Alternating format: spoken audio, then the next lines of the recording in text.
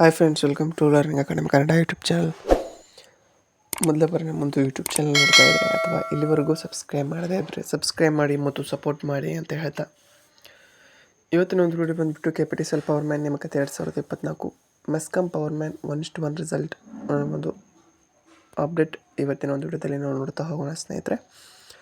ನಿನ್ನೆ ಒಂದು ಅಪ್ಡೇಟ್ ಬಂದಿರುವಂಥದ್ದು ಮೆಸ್ಕಾಂ ವೆಬ್ಸೈಟಲ್ಲಿಯೂ ಹಾಗೆ ಅದೇ ರೀತಿಯಾಗಿ ನಮ್ಮೊಂದು ಯೂಟ್ಯೂಬ್ ಚಾನಲಲ್ಲಿಯೂ ಸಹ ಕೆಲವೊಂದು ಅಭ್ಯರ್ಥಿಗಳು ಹಾಕಿದ್ದೀರ PDF ಅನ್ನು.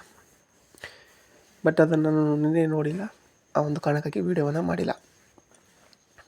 ಇನ್ನೊಂದೇನಪ್ಪ ಅಂದರೆ ಬೆಸ್ಕಾಂ ಅವ್ರದ್ದು ಒಂದು ಸಹ ಏನು ಕಟ್ ಆಫ್ ವೀಡಿಯೋವನ್ನು ಫಸ್ಟ್ ಮಾಡ್ತೀನಿ, ಆನಂತರ ಮೆಸ್ಕಾಮು, ಆನಂತರ ಹೆಸ್ಕಾಮ್ದು ಈ ರೀತಿಯಾಗಿ ಎಕ್ಸ್ಪೆಕ್ಟೆಡ್ ಕಟ್ ಆಫ್ ವೀಡಿಯೋ ಮಾಡ್ತೀನಿ ಸ್ನೇಹಿತರೆ. ಅದನ್ನು ಎರಡು ದಿನ ಸೋಮವಾರ ಅಷ್ಟೊತ್ತಿಗೆ ನಿಮಗೆ ವಿಡಿಯೋ ಬರ್ತದೆ. ಬೆಸ್ಕಾಮ್ನ ಒಂದು ಎಕ್ಸ್ಪೆಕ್ಟೆಡ್ ಕಟ್ ಆಫ್ ವಿಡಿಯೋ ಸೋಮವಾರ ಅಷ್ಟೊತ್ತಿಗೆ ಬರ್ತದೆ. ಓಕೆ, ಈಗ ಬಂದಿರುವಂಥ ಅಧಿಸೂಚನೆ ಪ್ರಕಾರ ಅಂದರೆ ಒಂದು ನೋಟಿಸ್ ಬಂದಿದೆ. ಏನು ಬಂದಿದೆಪ್ಪ ಅಂತ ಹೇಳಿ ನೋಡಿ. ಉದ್ಯೋಗ ಪ್ರಕಟಣೆ ಸಂಖ್ಯೆ ಇವೆಲ್ಲ ಕೊಟ್ಟಿದ್ದಾರೆ.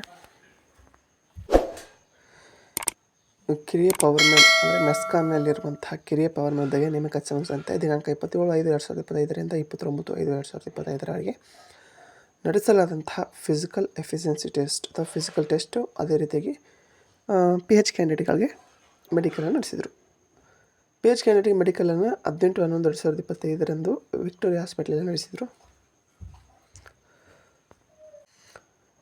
5 ಜನ ಅಭ್ಯರ್ಥಿಗಳಿಗೆ ಮಾತ್ರ ಹೆಚ್ಚಿನ ವೈದ್ಯಕೀಯ ಪರಿಶೀಲನೆಗಾಗಿ ಬೆಂಗಳೂರು ನಿಮ್ಹಾನ್ಸ್ ಆಸ್ಪತ್ರೆಯಲ್ಲಿ ಶಿಫಾರಸು ಮಾಡಲಾಗಿರುತ್ತದೆ. ಅದರನ್ವಯ ಈ ಕೆಳಗೆ ತಿಳಿಸಿರುವ 5 ಅಭ್ಯರ್ಥಿಗಳು ಅದರ ಹೆಸರುಗಳ ಮುಂದೆ ತಿಳಿಸಿರುವ ದಿನಾಂಕದಂದು ವೈದ್ಯಕೀಯ ಒಂದು ಏನು PH ಕ್ಯಾಂಡಿಡೇಟ್ಗಳಿಗೆ ಏನಿರುವಂಥದ್ದು ಮೆಡಿಕಲ್ ಇರ್ತದೆ, ನೀವು ಆ ದಿನಾಂಕದಂದು ನೀವು ಹೋಗಬೇಕು ಅಂತೇಳಿ 5 ಜನದ ಹೆಸರು ಅವೆಲ್ಲ ಕೊಟ್ಟಿದ್ದಾರೆ. ಓಕೆ, ಅದು ನಿಮ್ಹಾನ್ಸ್ ಹಾಸ್ಪಿಟ್ಲಿಗೆ ಹೋಗಬೇಕು. ಆ 5 ಜನ ಯಾರು ಎಂಬುದು PDF ನಮ್ಮ ಟೆಲಿಗ್ರಾಮ್ ಗ್ರೂಪಲ್ಲಿದೆ, ಅದನ್ನು ನೋಡ್ಬೋದು.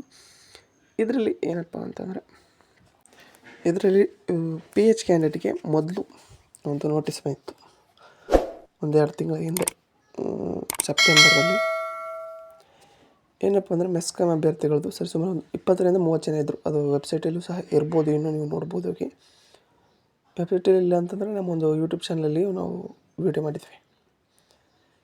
ಅದರಲ್ಲಿ ಇರುವಂಥ 20-30 ಜನ ಇದ್ದರು ನಿಮ್ಹಾನ್ಸ್ ಹಾಸ್ಪಿಟ್ಲಿಗೆ. ಅಲ್ಲಿ ಏನಪ್ಪ ಅಂತಂದರೆ ಡಿಸೆಂಬರ್ 10ಕ್ಕೆ ಆರಂಭವಾಗಿ ಜನವರಿ 26ಕ್ಕೆ ಮುಗಿತಿತ್ತು. ಬೇಕಿದ್ರೆ ಡೇಟು ಅದು ವಿಡಿಯೋ ಇದೆ, ಓಕೆ, ನಮ್ಮ ಯೂಟ್ಯೂಬ್ ಚಾನಲ್ ಇದೆ, ನೀವು ನೋಡ್ಬೋದು ಹೋಗಿ. ಹಾಗಾಗಿ ರಿಸಲ್ಟು ಡಿಲೇ ಆಗ್ತಿತ್ತು. ಜನವರಿ 26ರವರೆಗೆ ಫಿಸಿಕಲ್ ಅಂದರೆ ಅಲ್ಲಿ ಫೆಬ್ರವರಿಲಿ ರಿಸಲ್ಟ್ ಬರುತ್ತೆ ಅಂತ ಹೇಳಿದ್ದೆ. ಬಟ್ ಈಗ ಒಂದು ಶುಭ ಸುದ್ದಿನೇ ಅಂತಲೇ ಹೇಳ್ಬೋದು. ಬಟ್ ಯಾಕೆ ಹೇಗಾಯಿತು ಏನಾಯಿತು ಗೊತ್ತಿಲ್ಲ. ಬಟ್ ಕೇವಲ 5 ಜನ ಅಭ್ಯರ್ಥಿಗಳಿಗೆ ಮಾತ್ರ ಮೆಡಿಕಲ್ನ ಮಾಡ್ತಾಯಿದ್ದಾರೆ. ಅದು ದಿನಾಂಕ ಬಂದುಬಿಟ್ಟು ಜನವರಿ 1ರಿಂದ ಜನವರಿ 6ರವರೆಗೆ, ಕೇವಲ 5 ದಿನ. ನಿಮ್ಮ ರಿಸಲ್ಟು 100% ಹೇಳ್ತೀನಿ ಜನವರಿಯಲ್ಲಿ ಬರ್ತದೆ. ಆ ಡೇಟನ್ನು ಹೇಳ್ತೀನಿ ನೆಕ್ಸ್ಟ್ ಜನವರಿಯಲ್ಲಿ, ಡಿಸೆಂಬರ್ ಎಂಡಿಗೆ ಹೇಳ್ತೀನಿ.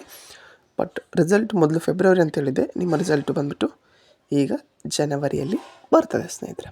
ಓಕೆ, ಹಾಗಾಗಿ ನಿಮ್ಮ ರಿಸಲ್ಟು 1 ತಿಂಗಳಿಗಿಂತ ಮೊದಲೇ ಬರ್ತದೆ.